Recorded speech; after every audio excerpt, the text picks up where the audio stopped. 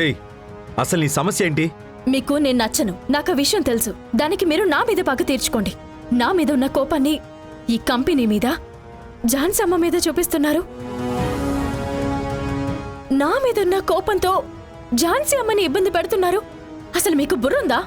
ఏయ్, నీ ఇష్టం వచ్చినట్టు మాట్లాడద్దు. అవును, ఒక చెట్టెక్కి కొమ్మ మీద కూర్చుని ఆ కొమ్మనే నరికేవాడికి బుర్రుంది అనుకుంటామా? వాడ్లాగే మీరు ఒక మూర్ఖుడంతే. ఏయ్, మైండ్ యువర్ వర్డ్స్. అన్నీ తెలుసుకునే మాట్లాడుతున్నాను. ఈ కంపెనీలో నాకు మాత్రమే బాధ్యతనివ్వలేదు, మీకు అప్పగించినవి ఉన్నాయి. టెక్నికల్లీ చూస్తే నాకంటే మీకే ఎక్కువ బాధ్యత ఉండాలి. అందులో ఒక్కటైనా మీరు నెరవేర్చారా? మీ నాన్న ఝాన్సీ అమ్మ ఈ కంపెనీని ఎంత కష్టపడి నిలబెట్టారో తెలుసా? కానీ మీరు నా మీదున్న కోపంతో ఈ టెండర్ని ఆ కలోజీ నాదికి వచ్చేలా చేశారే.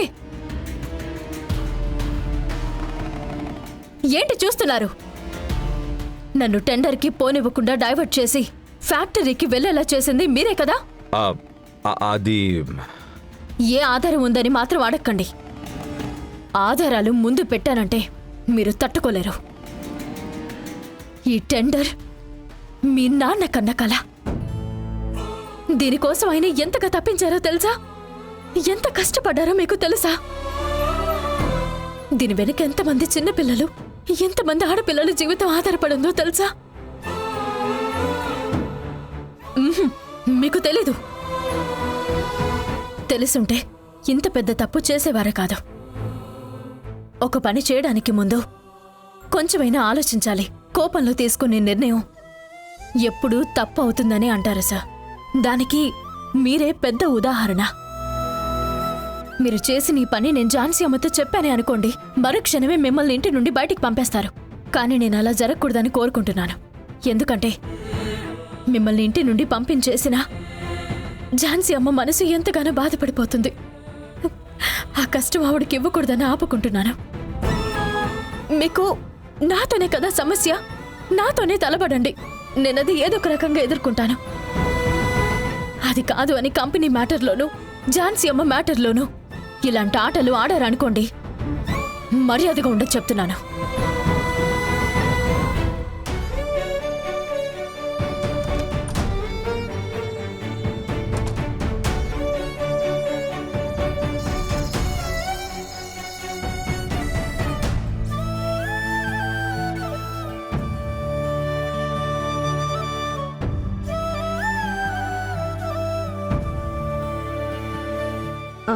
రవి, నా కజిన్కి కెనడాలో పెళ్ళంట. నేను ఒక నెల రోజులు అక్కడే స్టే చేయాల్సి ఉంటుంది. అమ్మయ్యా. ఏంటి అనేసా? నేను వెళ్తున్నానని నీకు అసలు బాధే లేదా? రే రవి, నువ్వు అలా ఊరికే తిరిగే బదులు ఏంటో చెప్పచ్చు కదా. చెప్తేనే కదా అర్థమయ్యేది. కొత్తగా ఏముంటుంది? మన రవిని టెన్షన్ పెట్టడానికి ఒకటి వచ్చింది కదా, అదే కారణం. నన్ను బయటికి లాగేసి తను లోపలికొచ్చింది కదా, బాగా రవిని తిట్టి గొడవ పడుంటుంది.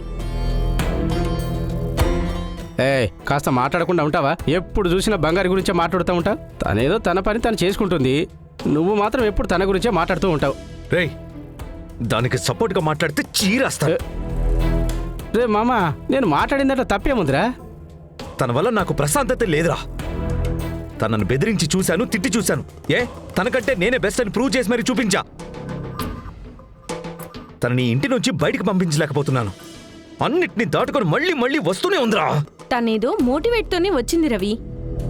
తనని ఇంటి నుంచి పంపించడానికి అంత ఈజీ అయితే కాదు.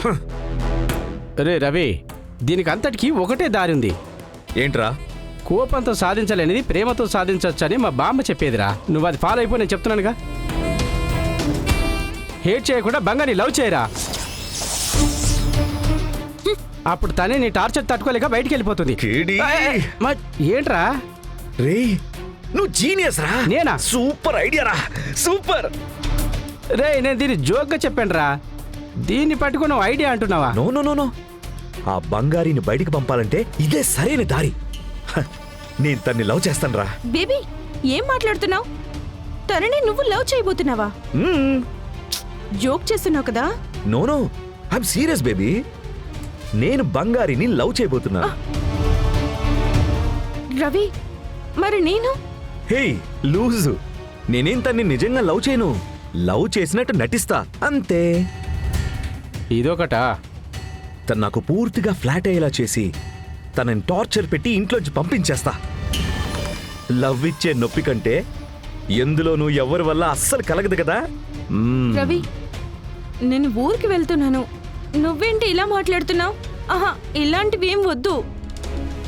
ఇలాగే మొదలుపెట్టినవన్నీ నిజంగానే ప్రేమగా మారుతాయి అని నేను చాలా మూవీస్లో చూశాను. సినిమాలు వేరు, రియల్ లైఫ్ వేరు. నేనెప్పటికీ నా లిమిట్ని క్రాస్ చేయను శామ్. యు డోంట్ వరీ, నువ్వు హ్యాపీగా వెళ్ళిరా. నువ్వు తిరిగి వచ్చేసరికి బంగారి ఇంట్లో నుంచి వెళ్ళిపోతుంది. నేను వచ్చేసరికి మీ ఇద్దరు కలిసిపోయి ఉంటే? ఛా, వినడానికే చండాలంగా ఉంది. అలాంటిది ఎప్పటికీ జరగదు శామ్, నువ్వు వెళ్ళు.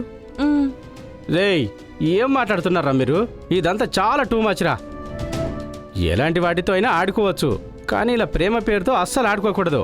రేయ్, నువ్వు గమ్మునుండ్రా. ఇలాంటి సెంటిమెంటల్ ఫూల్స్తో ఇలానే హ్యాండిల్ చేయాలి.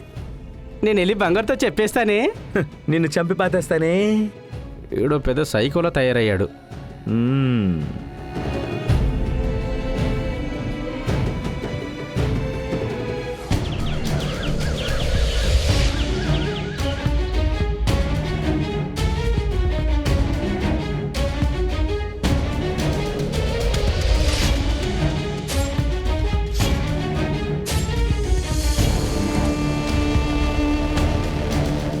సిస్టర్, సార్, మా బావ ఇప్పుడు ఎలా ఉన్నాడు?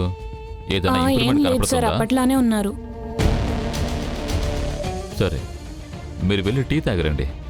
పర్వాలేదు సార్. ఇక్కడే కూర్చొని ఉంటే కష్టంగా ఉంటుంది కదా. వెళ్ళండి, వెళ్ళి టీ తాగేసరండి, నేను చూసుకుంటాను. Thank you sir.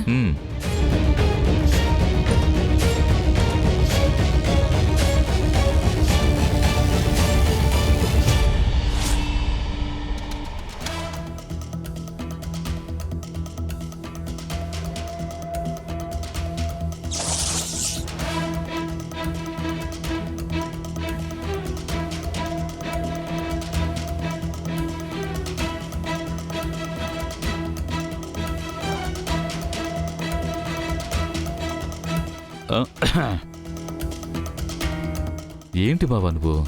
ఆ రోజు ఒకే దెబ్బకు పోయి ఉంటే నా పని ఈజీ అయిపోయి ఉండేది కదా. ఇప్పుడు చూడు, ఇలా కదలకుండా మెదలకుండా ప్రాణాలతో ఉండి బెడ్ మీద పడున్నా.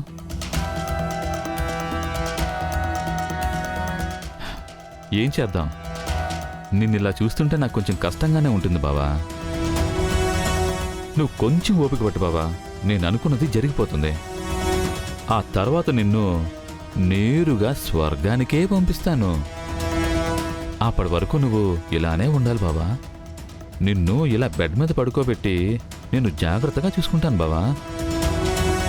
ఇలా పడుకునే బతకడం అంటే ఒక రాజయోగమే కదా బావా.